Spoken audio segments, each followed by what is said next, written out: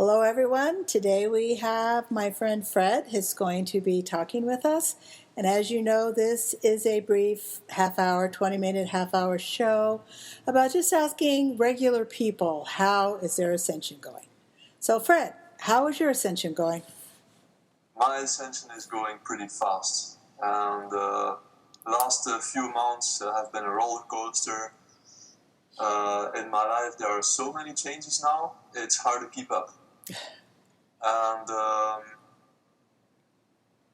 the most, most fundamental change, of course, is on the inside, because I'm feeling more and more reconnected with myself, as in I'm remembering who I always was, and I'm becoming more and more conscious of the fact that I'm creating my own reality, as in with every thought, with every feeling, I'm creator of my reality. Oh, that's great. And it comes with a huge deal of responsibility. As you know, I'm airline captain, and it's great to be captain of a plane, but it's even greater to be captain of my life. And since the last half of a year, I'm starting to feel like I'm in the process of remembering. I was always captain of my life. However, most of the time was on an unconscious or a subconscious level. Yes. And so what have you been remembering about yourself, Fred? I'm remembering that I have power over my thoughts, which means that instead of my mind being dominated by subconscious thought processes, I'm right now in the process of consciously rewriting my thought patterns into constructive thoughts, as in I'm able to communicate with my subconscious mind through imagination. And with those images, I'm speaking to my subconscious mind like, hey, thank you very much for this experience. It's been a great service to me. But right now, I like to create a different picture. And instead of getting or trying to get rid of my old imagination, my old paradigms, let's say, my old belief systems, which were on some levels survival-based, I'm now realizing that it's safe for me to live and that I can really use my imagination to really create what I desire to create in my life. So can you explain a little bit about how you use your imagination, just for the people that are listening? Okay. Suppose I would... let's board a spaceship. Yes. Okay. And, imagine that I'm flying through space and I'm looking through the window, and the window is all I can see. So, and it's pitch dark outside. It's just blackness, pure blackness. And this is dimension 0, which is nothing. And if you analyze the word nothing, it's no thing, which means it's no matter. Everything which is no matter is energy. Ah, very good. Yes. And so here's this dimension 0 with blackness all around it. And so basically, my reality is my imagination, because there is no matter around it. So the fundamental layer, which is my imagination, is the only thing I can see. It's my mind's eye, which is the only thing I can see. So now I want to create this image, which I hold in my imagination, into three-dimensional reality. And so I realize, like in a program like Corel Draw or AutoCAD or whatever, or Illustrator, you have these different layers on top of each other. And so I realize that my fundamental layer is my imagination. And my 3D reality is the most dense layer on top of my imaginary layer. Yes, it is definitely dense, is it not? Yes.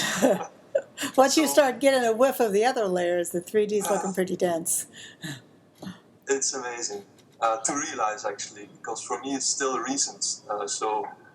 Anyway, so I'm determined to create something of this image into my reality. And so I'm captain of my spaceship, and I'm setting a course to planet X, let's say, which I desire to make manifest into my imagination. And so, because I strongly believe that this planet exists, when I start moving, so the moment I start moving towards this planet, because the only guidance I have is my feeling, it's my inner feeling. So I'm turning my spaceship into the direction of the void. So my spaceship is moving into the blackness, into the nothingness, towards the intended goal. And almost as a miracle, at some point in time, a dot appears, the first pixel appears in my image, which is a star. It's the dimension 1. So from dimension 0, I'm going to dimension 1. And this is a star. It's like a dot is the first pixel of the image. Of Wonderful. course, I'm continuing, and this star is getting bigger, and it's becoming now 2 dimensions, like the moon. It's like a flat circle. Just by the act of determination, I'm continuing towards my goal, and I'm going from dimension 0 to dimension 1 to dimension 2. And of course, if I keep moving, I will see the event horizon, and I see a 3-dimensional object like a ball. And now the process repeats itself, because on this ball there's a whole, myriad of experiences available, and again I have to determine which of this experience I want to experience. So again I will start with a point, because I'm high above the sky, high above the horizon. So again I will start with a point on this 3D object. I'm flying to this point, again I see some flat structure, like a city, for example. Like you're looking at Google Earth from a high point of view, you just see a 2-dimensional structure. But again, I'm committed, I'm going, and eventually I'm arriving in my 3-dimensional reality, which I imagined before in the dimension 0.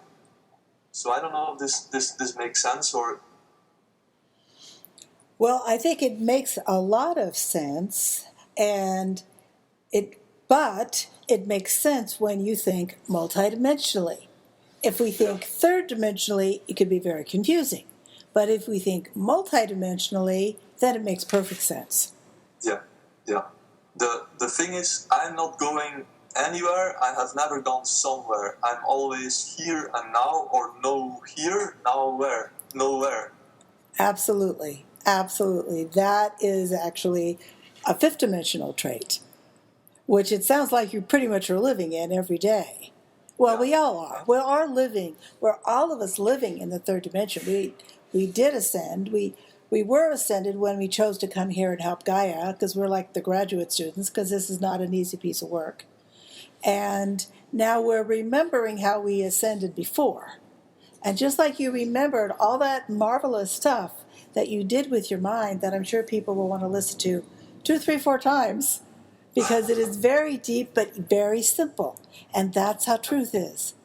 Very simple and very deep. If I want to move towards an experience, I realize that this experience, I'm going to rewind. I'm going to start with, again, in my spaceship. Good.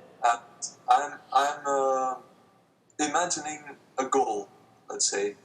And so I will need to turn my spaceship to the direction that I can best possibly imagine this experience as already a manifest experience. And basically I'm making a connection with my mind to this future potential reality which already exists, only it's in a potential form instead of a manifest form. So the difference for me between past, present and future is that the past is a manifest experience, the now is a continuously transformation from potential to manifest, and the future is always a potential. It's an energetic. That's beautiful. That's really good. Do you want to say that one more time? Because something like that needs to be repeated so people can get it. That's great. Say that again. Sure. So for me, the difference between past, present, and future is that the past is a manifest experience, which means it's a potential which has been manifest into the most dense energetic form, being matter, and that's the only difference. The now is a continuous manifestation of the potential, and the future is the potential or the energetic reality, the imagination layer, which is the fundamental layer of creation. Yes, and then with when you lay it out like that, it becomes so clear how our thoughts create our reality. Thank you. That is great. Do you mind if I quote you on that? Yeah, it's thanks to you, actually. I have been a student of your work for many years, and you taught me so much, and it just made a lot of things loose, let's say. And because of the nature of my job, I'm in a, let's say, blessed position to make these translations. Yes, because you fly a plane, you go from one reality to a very different reality in just a matter of hours, all the time. So at the same time, you have to have a very technical mind. And so you were able to pull those two things together from your experience, which goes to show there's no mistakes and no accidents. Yeah. That everything that happens in our life is supposed to happen on some level. Yeah. So what else have you been experiencing, as if that isn't enough right there, but what else has been going on with you as a process of your ascension? I would call it an embracement. I had a part of my character, as I discussed with you, but I like to keep it private. But anyway, this is a part of my character which I have been fighting with to accept as my own. And for more than 10 years, I tried to get rid of this part of my character, or my part of my being, part of my personality, and I realized that if I wanted to get rid of it, it was because I was afraid, because of pressure of society, and so on and so on and so on. So instead of ridding, now I feel I'm embracing this part of my personality which I didn't accept. Now I can accept it as my own, and I'm talking to myself, hey, there might be a whole society against this part of my personality, but you know what? I got a whole universe which is supporting me. So all of a sudden, this society becomes so small and so irrelevant compared to the universal unconditional love support I'm feeling and I'm integrating now, and it allows me to become father of my thoughts. That's wonderful. I went through a lot of that when I had the fake name for the multi-dimensions, because I never talked to anybody about my inner life. And so when I finally, spoke of it, and not to everyone, of course, even it makes a big difference. Just the fact that we own it inside of ourselves, that we have something inside of us that maybe society would have thought, oh, you're really weird that you have that, or what's wrong with you that you have that. And when we embrace it, then we can see that that's a blessing. Yeah. There's what you're referring to. Actually, just yesterday, I was watching the allegory of the cave by Plato. Yes. And I think this is a wonderful description of what you're referring to. Yes. Do you want to tell people what that is in case they don't know? Yeah. The allegory of the cave is imagine that there are a few people in a cave, and they have a chain around their neck, and they have a chain around their feet, and they cannot move. They cannot move their face. They can just look forward. And behind them is a big wall, but it's half of a wall. They're sitting in a cave, so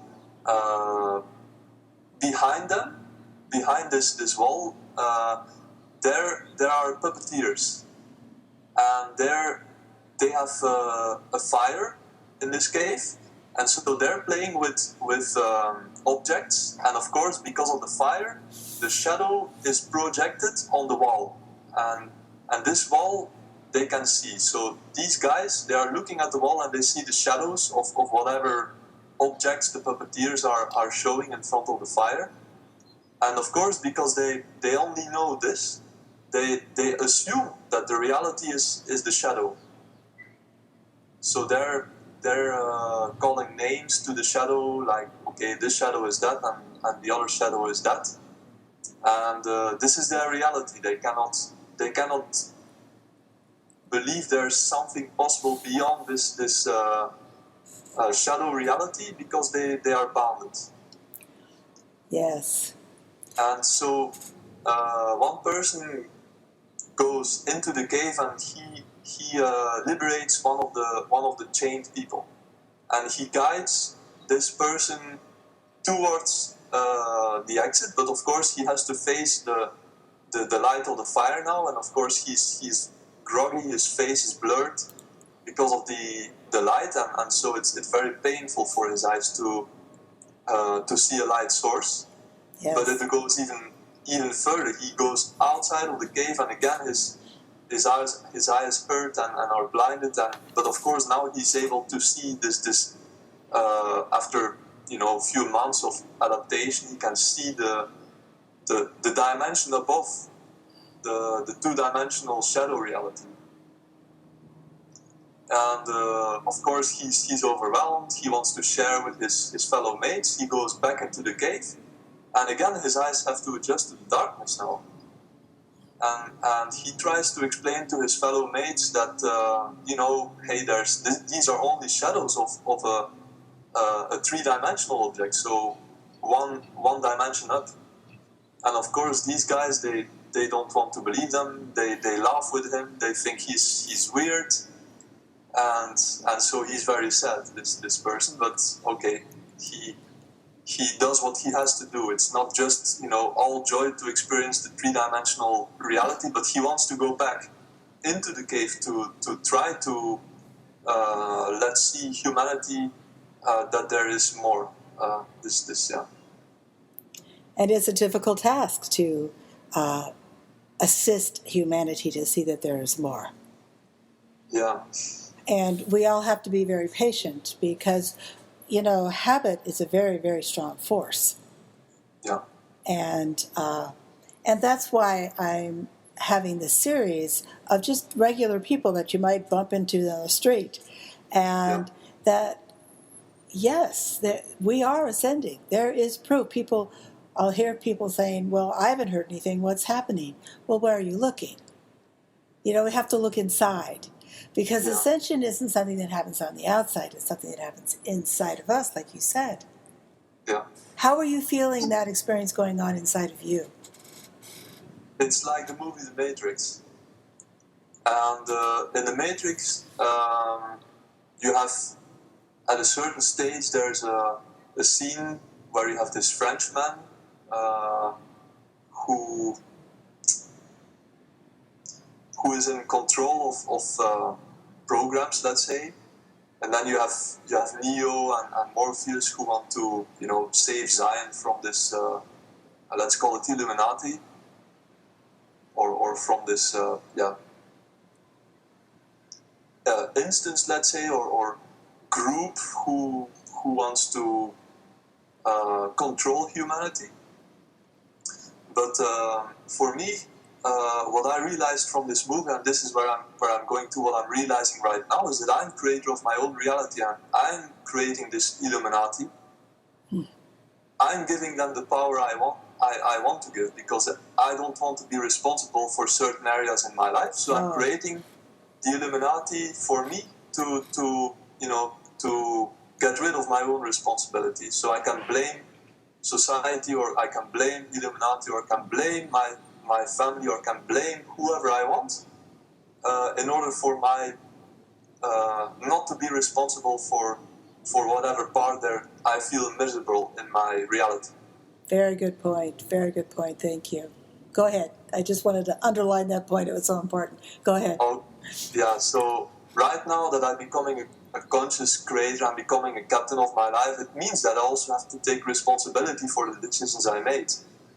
And just a few days ago, I made a mistake as a decision as a captain, and it felt terrible. You know, just it was on the ground. It had nothing to do with flight safety. It was just an operational decision I had to take, and it cost our flight a half hour of delay. And of course, you know, then it's the captain who is responsible, and of course, people were not happy. But it comes with responsibility. Of course, when I make a very nice landing, I'm also happy. It's also my responsibility then. So it's really a two-sided. It's a coin with two, or a medal with two sides, let's say. But instead of blaming myself then for the mistake I made, I said, okay, this is a mistake, but it's only a mistake if I fail to learn from it, and all the rest is experience. Good point. Yes, that's wonderful. And, you know, when we are the captain of our lives, we are going to make some mistakes. Yeah. I mean, when we learned to walk, did we make mistakes? When we first ride a bike, did we make mistakes? When we learned to spell, did we make mistakes? Every time we learn something new and go into a higher expression of what we're doing, we are going to make mistakes. And the good thing about mistakes is that's the quickest way to learn, isn't it? It is. It gets your attention and you learn it right now. Yeah. Yeah. The last thing which I wanted to say is what I realize now is that the problem is choice. Because the more conscious I become as a creator, the more choice I have. And actually it's a paradox, because it doesn't make me more happy, because now I realize, oh my God, there's a whole world of choices available and I don't know what to choose, because there's always something better than what I can choose. So it's a bit paradoxical. So right now I'm really taking multiple hours on the day just to find out for myself what is it that I want to create. And I really need this time. It's even too short. I need more.